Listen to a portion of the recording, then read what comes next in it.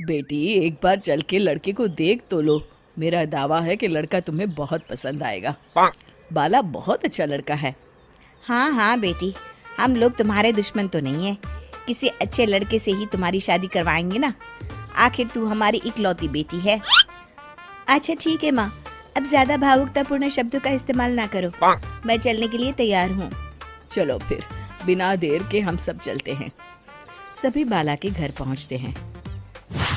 अरे क्या बात है बहन जी, अभी तक आपका बेटा नहीं आया? जी बस आता ही होगा। तभी वहाँ बाला आता है। लो जी, आ गया मेरा बेटा। ये लोग तुझे देखने आए हैं और ये इनकी बेटी नम्रता है। बाला के सर पर बिल्कुल बाल नहीं होते। ये देख नम्रता और उसके परिवार वालों की आंखें फटी की फटी रह जाती है। ये तो टकला है। हे भगवान, माँ पिताजी, आप दोनों एक टकले से मेरी शादी करवाने वाले थे। अरे ये तो पूरा उजड़ा चमन है। देखो बेटी, इस तरह किसी का मजाक उड़ाना गलत है। किसी के बारे में इस तरह की बातें नहीं करते। बालों का क्या है, वो तो आते जाते रहते हैं। लड़का टकला है तो क्या हुआ, इंजीनियर है, अच्छा खासा कमाता है। आप चुप रहिए जी। इसकी तरफदारी इसलिए कर रहे हैं क्योंकि आपके भी सर पर बाल नहीं है। मैंने तो आपसे शादी कर ली, मगर मैं अपनी बेटी की शादी एक टकले से बिल्कुल नहीं करवाऊंगी। अरे ये क्या, कब से आप लोगों ने टकला टकला लगा रखा है?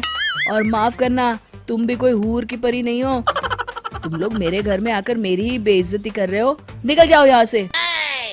हाँ हाँ तो जा रहे हैं ना, हमें भी यहाँ रुकने का कोई शौक नहीं है।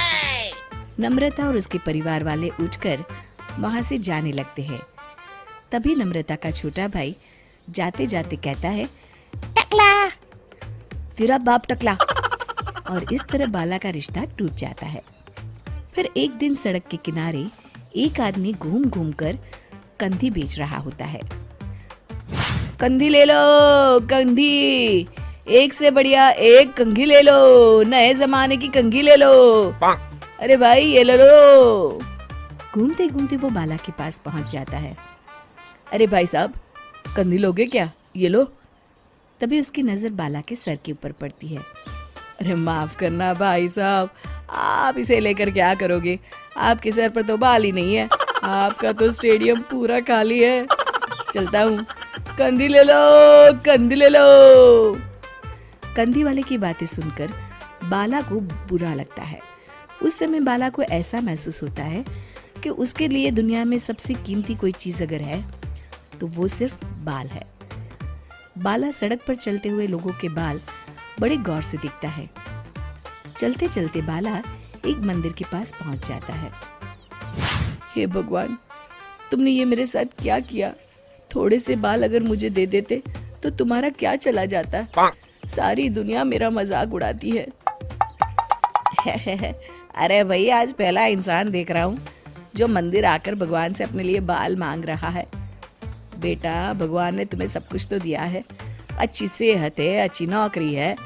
लगता है तुम्हारी तबीयत ठीक नहीं है। घर जाओ, सब ठीक हो जाएगा। बाला वहां से चला जाता है। घर पहुंचकर बाला खाना खाता है और अपने कमरे में सोने के लिए चला जाता है। फिर सुबह जब बाला सोकर उठता है तो आईने के सामने अपने आप को देखकर हैरान हो जाता है। बाला के सर पर एकदम घने बाल आ जाते हैं। बाला खुशी से झूम उठता है। अरे ये तो चमत्कार हो गया, मेरे सर पर बाल आ गए। लेकिन ये हुआ कैसे? दोस्तों, अगर आप इस कहानी का दूसरा भाग देखना चाहते हैं तो हमें कमेंट करके ज़रूर बताएं।